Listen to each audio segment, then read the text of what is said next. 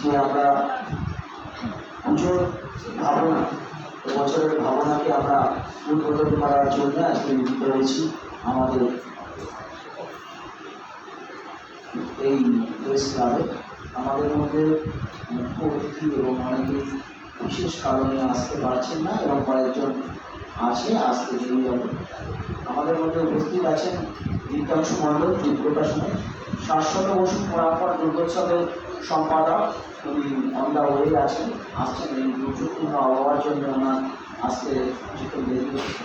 এবং আমরা শুরু করছি। প্রথমেই আপনাদের উদ্দেশ্যে আমরা আমাদের থিমের ভাবনা চিন্তা, মানে ভাবনা চিন্তাটা কি পরিপ্রেক্ষিতে আমরা এই ঠাকুরের জীবন কাহিনীকে তুলে ধরতে চেয়েছি সেই বিষয়ে আপনাদের আমরা প্রথম আলোকপাত করছি।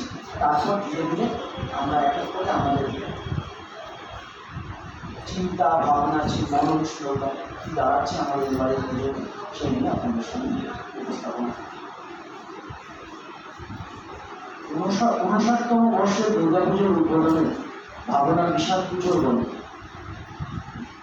জিকেরোর পূর্বাঞ্চল প্রভাতী সঙ্গে 59তম দুর্গাপুজোর বার্ষিকী এবছরের গভীর অর্থবহকে বিশাল পুজোর গল্প উদ্বোধন করতে চলেছে।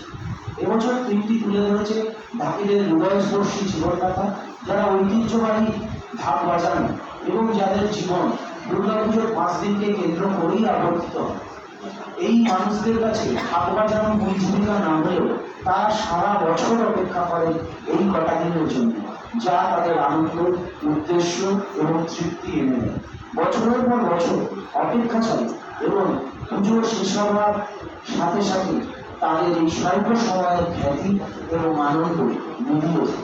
কিন্তু মানুষ, এই সমস্ত প্রান্তিক মানুষ আবার আশায় এবং তাদের অপেক্ষার জীবন শুরু হয়।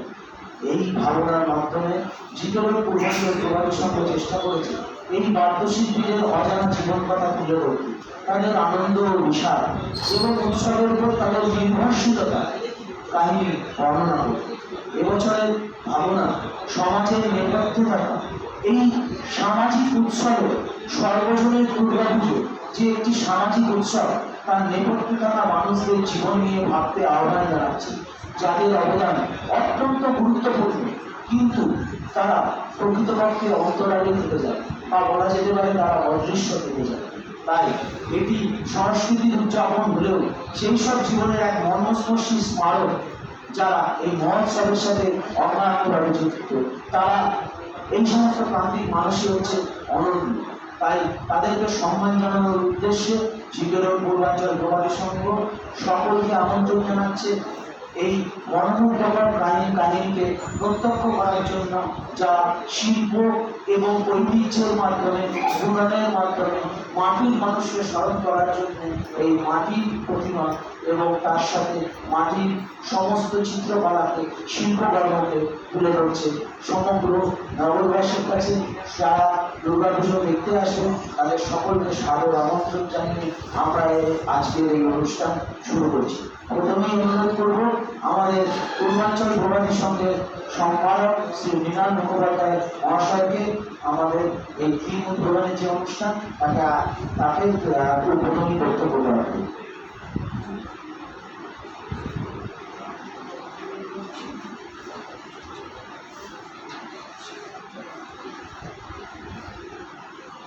নমস্কার। এই যে দুর্গাপুজোটা আমাদের 59তম বর্ষ। 59তম বর্ষে আপনাদের ক্ষেত্রে আমি আমাদের সভাপতি করবেন। আমরা প্রত্যেকবারই কিছু না কিছু একটা করি যাতে মানুষ দুর্গাপুজোটা অনেকে উৎসবের আমি বললাম যে দুর্গাপুজোটা অনেকে ভাবে উৎসবের, আমরা উৎসব না, উৎসবকে সামনে রেখে কিছু মানুষ যারা দৈনন্দিন জীবনে আনন্দ পায় তার কিছু আমরা মনের মধ্যে থাকে, সেটাকে আমরা বাস্তবায়িত করার জন্য করি। যেরকম এবছরের ভাবনা আমাদের যেরকম বিশাল পুজোর গল্প করছি, বিশাল পুজোর কারণ করছি আমি যে ঢাকিদের জীবনযাত্রা, ঢাকিরা এই যে তাদের জীবনযাত্রা, ঢাকিরা কোনোদিন এক প্রফেশনালি আর কি ঢাক বাজিয়ে থাকে না। তারা তাদের ভীষণ দিকটা কেউ চাষ করে, কেউ দিনমজুর কাটে, কেউ ভাত চাষ করে, কিন্তু পুজোর সময় তারা তার আগে পুজোর সময় 2-3 দিন আগে কিছুটা ঢাক বাজিয়ে সব দিয়ে এই ঢাক বাজিয়ে যাতে শহরাঞ্চলে এসে ঢাক বাজিয়ে 2 পয়সা আরো বেশি অর্জন করে তাদের ছেলে মেয়েদের মধ্যে একটু হাসি ফোটানোর একটা পরিকল্পনা করে। এই যে পরিকল্পনাটা, এটা যাতে মানুষ, শহরাঞ্চলের মানুষ বুঝতে পারে, বুঝতে পেরে তাদের সঙ্গে সহমর্মী হিসেবে সহমর্মী ধরে কিছু উপার্জন যাতে আরো এক্সট্রা হয়, তার জন্য আমাদের এই প্রচেষ্টা। আমরা চেষ্টা করবো এই প্রচেষ্টাকে, তাদের এই প্রচেষ্টা যেন আমাদের আপনাদের আশীর্বাদ, মানুষের আশীর্বাদ সফল হয়, এই কামনা করি। আমরা তো আমাদের সাথে জানাচ্ছি আমাদের মধ্যে এসে উপস্থিত হয়েছেন স্বনামধন্য লেখিকা দেবদত্তী মুখোপাধ্যায় মহাশয়া। ওনার পরিচয় নতুন করে এই জায়গায় দেব এত ধৃষ্টতা ওরা অন্তত আমার নেই। উনি ওনার বিভিন্ন বই বিভিন্ন জায়গায় সম্মানিত হয়েছেন, উনি সম্মানিত হয়েছেন বিভিন্ন পর্যায়ে, বিভিন্ন খ্যাতির শিখরে উঠেছেন। সম্প্রতি মিঠুন চক্রবর্তী অভিনীত একটি সিনেমা মুক্তি পেতে চলেছে এই দুর্গাপুজো, শাস্ত্রী, ওনার বইকে অবলোকন করি।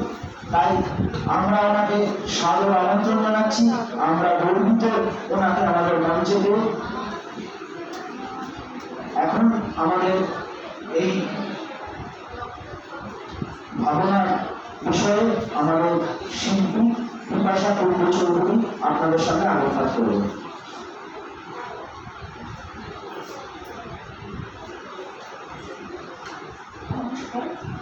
আমাদের বছরের যে ভাবনা দুর্গাপুজোর গল্প, সেটা মূলত আমাদের ঠাকুরের জন্ম নিয়ে তোলা হয়েছে।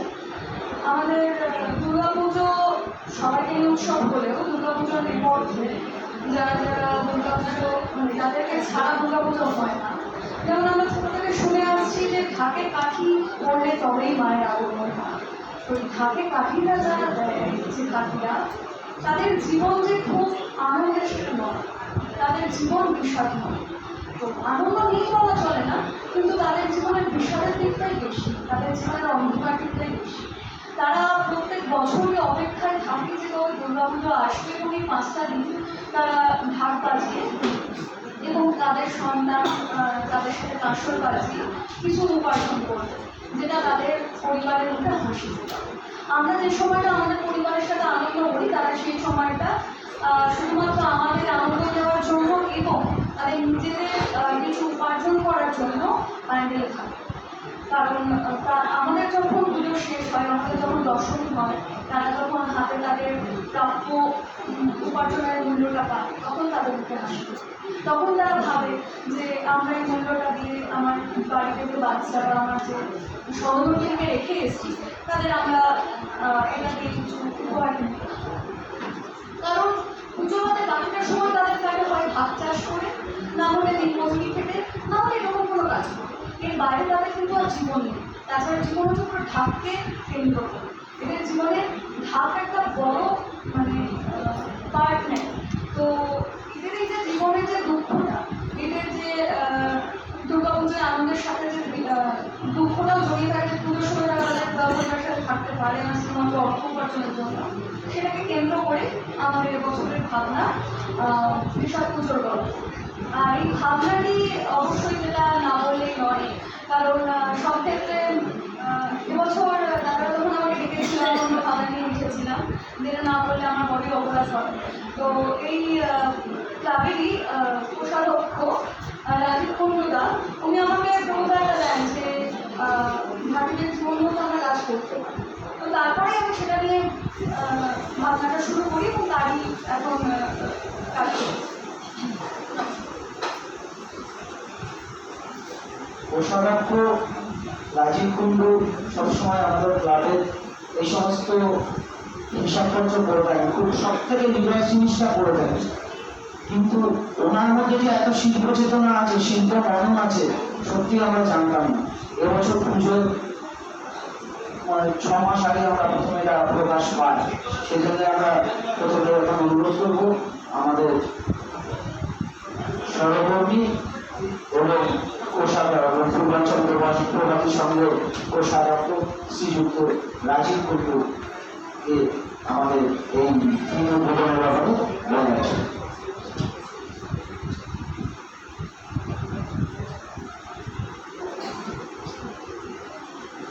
নমস্কার, ধন্যবাদ আমার সহকর্মী এবং আমাদের আর্টিস্ট গোবিন্দদা এই পুজোর ব্যাপারে আমাকে কিছু বলার জন্য বললাম।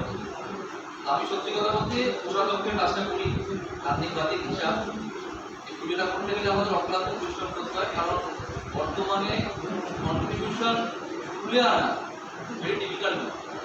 আমরা চেষ্টা করছি সবার কাছে হাত পাচ্ছি, নিজেদের যতটা পারি কন্ট্রিবিউশন করার চেষ্টা করছি যাতে পুজোটাকে ভালো করে করা। এই পুজোর এই ঈদের ভাবনা আমার বড়দিনেরই ভাবনা ছিল। সেই যখন বিপাশা প্রথম আসে তখন ও একটা অন্য সাবজেক্ট নিয়ে আসে। বিপাশাকে আমি বলি, বিপাশা অনেকদিন একটা ভাবনা আছে এই আঁকি উইদাস, এই উইদাস এই প্রজাতিটা এই জাতিটা তাদের অ্যাকচুয়ালি সত্যি খুব কষ্টের সময়। আর আমি কয়েকটা দিন ভাগ বাজিয়ে যেটুকু রোজগার করে সেটুকু দিয়ে অনেক সংসার চলে। তাদের ভাগ চাষিতে খাটতে হয়, পুজো খাটতে হয়, নিজেদের জমিও নেই, আমার তো মাথা রোজগার একটু খাই আছে। তো এদের নিয়ে কেউ কাজ করবে না। বিপাশা নিজে চিন্তা ভাবনা করেছে, আমার সম্পাদক জয় দেবন এবং আমার সঙ্গের যে মহিলা সদস্যরা আছে আমাদের এখানে এসে উপস্থিত সবাইকে আমরা স্টেজে আসতে দিতে পারি। আমাদের টিনা এসছে, বিন্দুদি এসছে, সুনীতি এসছে, কৃষ্ণ এসছে, অনিল এসছে, সবাই এসছে। তো সবার সঙ্গে যখন ডিসকাশন করে আমরা ডিসিশন নিলাম এটা কাজটা করবো, সবাই বলে হ্যাঁ হয়ে কাজটা করতে পারবো। সেই হিসাবে বিপাশা কাজটা করছে। আশা করি কাজটা ভালো হবে। বাকিদের জীবনকে আমরা শিল্পকর্মের মাধ্যমে ফুটিয়ে তোলার চেষ্টা করবো, যে কি কষ্টে তারা থাকে এবং কষ্টের পরে আবার কিছুটা এই পুজোর পরে যে রোজগারটা করে নিয়ে তারা বাড়ি যায়, ওই পরে তারা সুখে থাকে। এই দুটোর মধ্যেই তাদের জীবনটা আবদ্ধ চক্র আকারে, সেইটাকে তুলে ধরবো আমাদের এই পুজো মণ্ডপে। আমরা চেষ্টা করবো আপনাদের মাধ্যমে, সাংবাদিক বন্ধুদের মাধ্যমে, আমাদের যারা কন্ট্রিবিউটার আছে, যারা আমাদের টাকা দিয়ে সাহায্য করে, তাদের কাছে আমরা দুহাত জোড়ে আশীর্বাদ চাইছি। কিন্তু স্পন্সরশিপে দেখবেন পুজোটা অনেক বড় করতে গেলে পয়সা লাগে। আর আপনি সত্যি কথা বলছি, এমন জায়গায় চলে যাচ্ছে আস্তে আস্তে পুজোগুলোকে কন্ট্রোল করে ওই বাজেটে নিয়ে যাওয়াটা খুব কষ্টের ব্যাপার। আমরা চেষ্টা করছি। আপনারা, আমি আবার বলছি সবাইকে, যারা যারা আমাদের স্পন্সর করে তাদের তো ধন্যবাদ জানানোর কোনো ভাষা নেই, তাদের তো আমরা ধন্যবাদ জানাচ্ছি। যারা এখনও ভাবছেন যে পূর্বাঞ্চলকে স্পন্সর করতে, তাদের কাছে আমাদের অনুরোধ, আপনারা আমাদের ক্লাবের স্পন্সরশিপ দিন। তাহলে আমরা হয়তো এবছর এইটা পেরেছি, আগের বছর আরও একটা কোনো সাবজেক্ট নিয়ে আর একটা কোনো বার্তা নিয়ে সমাজের কাছে ধন্যবাদ।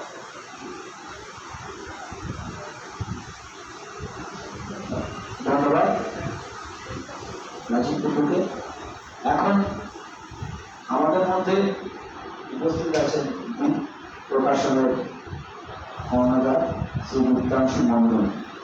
আমার বাংলাবন্ধু হল আন্তর্জাতিক স্তরে ওনার প্রকাশনা এবং জাতীয় স্তরে প্রকাশনা বর্তমানে খুবই প্রচার পেয়েছে এবং প্রকাশিত। উনিও এই যে প্রেস ক্লাবের যে সাংবাদিকদের সামনে আমরা যে এই অনুষ্ঠান অনুষ্ঠিত করছি তার মূল কাণ্ডারি বলা যায় এবং আমাদের পুজোর সাথে ওতপ্রোতভাবে যুক্ত। এই রূপকাংশু মণ্ডলকে অনুরোধ করব আমাদের পুজোকে সাবেক আগাম শুভেচ্ছা জানিয়ে একটি কথা বলার জন্য।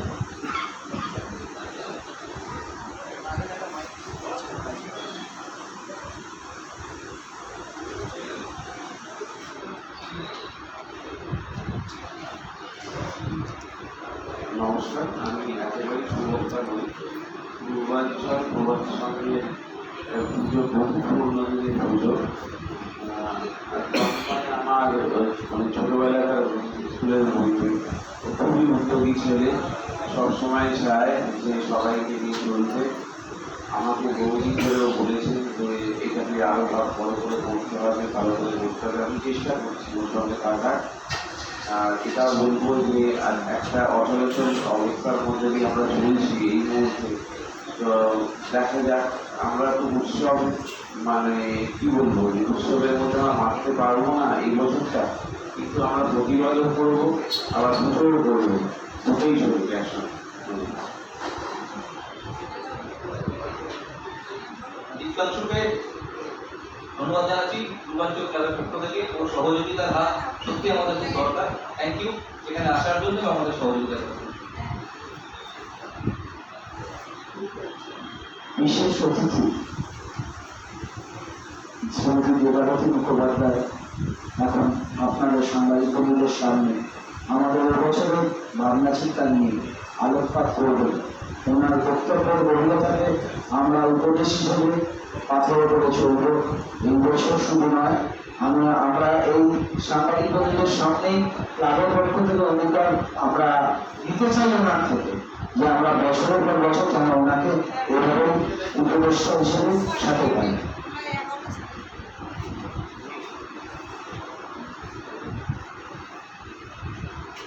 সবাইকে নমস্কার। পূর্বাঞ্চল প্রভাতী সংঘ নিজের কর্তৃপক্ষে যারা আছেন আয়োজক তাদের সবাইকে ধন্যবাদ আমাকে এই অনুষ্ঠানে আমন্ত্রণ জানানোর জন্য। যখন প্রথম আমি আমন্ত্রণপত্রটা পাই আমার বেশ ব্যতিক্রমে দেখেছিল, তার কারণ দুর্গাপুজো আনন্দের উৎসব। দুর্গাপুজোয় আমরা আলোর উৎসব, আমরা সবাই আনন্দে থাকি, আলোর ঝলক, স্বপ্নের ঝলক। কিন্তু পাদপতিতে তলায় যে অন্ধকার, প্রদীপের নিচে অন্ধকারে যারা চাপা পড়ে যায়, সেই সাবঅর্ডিনেট সেক্টরদের কথা সেভাবে কেউ মনে রাখে না। কিন্তু পূর্বাঞ্চল প্রভাতী সংঘ মনে রেখেছেন যে ঢাকিরা ছাড়া পুজো অসম্ভব, সেই ঢাকিদেরকেই তারা কেন্দ্রীয় চরিত্র হিসেবে প্রতিস্থাপন করছেন। এই জন্য সমাজের সমস্ত স্তরের মানুষের কাছ থেকে তারা নিশ্চয়ই অভিবাদন এবং ধন্যবাদ হবে। ঢাকি যে পেশাটা অনেক প্রাচীন সুপ্রাচীন পেশা।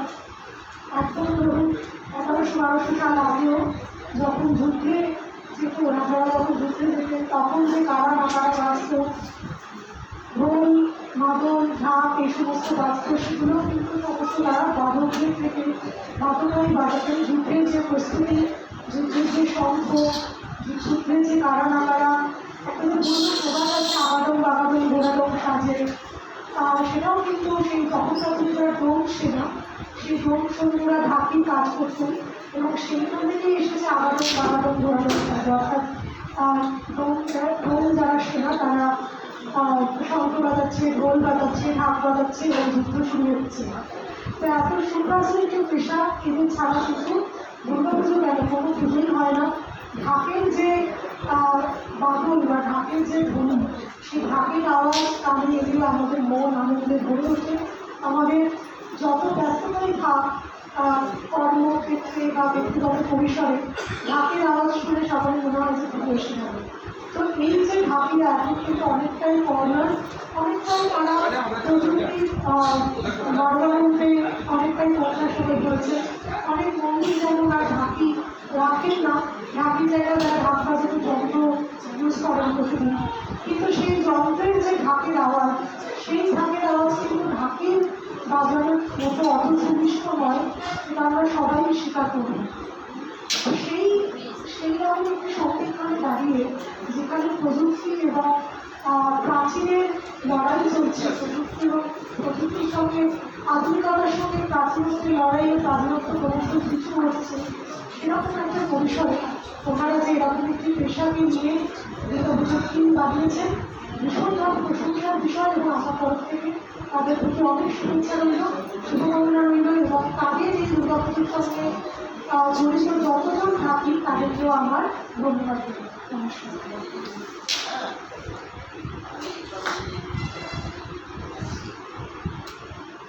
আমাদের এবছরের যে শিল্পীদের যে টিম কাজ করছে তাদের নামগুলো প্রথমেই বলে দিই। বিপাশা কুণ্ডু চৌধুরী, মানে আমরা ইতিমধ্যে পরিচয় করে দিয়েছি। আমাদের মধ্যে উপস্থিত আছেন ভিকি এবং দেবদাস, এবং দেবদাস আজকে আসতে পারেননি জড়িয়ে, এবং উপস্থিত আছেন সুজয় চৌধুরী। সুজয় চৌধুরী উনি বহুদিন ধরে এই শিল্পের সাথে যুক্ত, মানে সত্যি কথা বলতে মৃন্ময় প্রতিভাকে চিন্ময় করে তোলার কারিগর সুজয়। তাই মৃন্ময় থেকে চিন্ময় হওয়ার গল্প আমরা সুজয়ের কাছ থেকে একটু শুনে নিতে চাইছি।